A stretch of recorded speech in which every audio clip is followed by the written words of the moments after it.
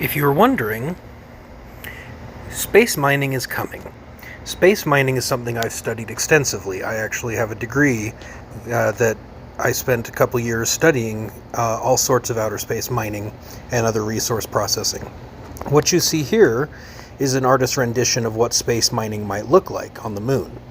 Now, the beauty of mining on the moon is that there's no atmosphere and you can get away with a lot of stuff that you couldn't get away with on Earth because of atmospheric drag. It's also got 1/6 of Earth's gravity.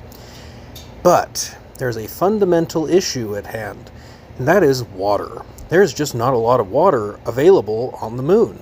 And so most mining on Earth uses a massive amount of water simply because that's the processes we know. Now, we reclaim that water, and the vast majority of the water is recycled and reused.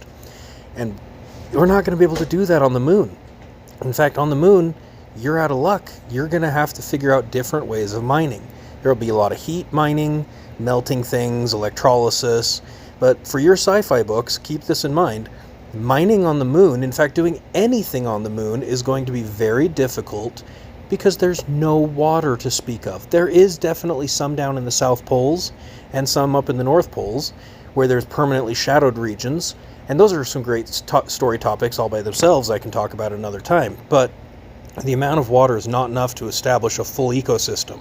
In the long run, for the moon to become truly viable, we're going to have to import water, which probably means capturing comets and asteroids, which have a lot of water, bringing them to the moon, and using them to begin making water available for normal life to go on the moon.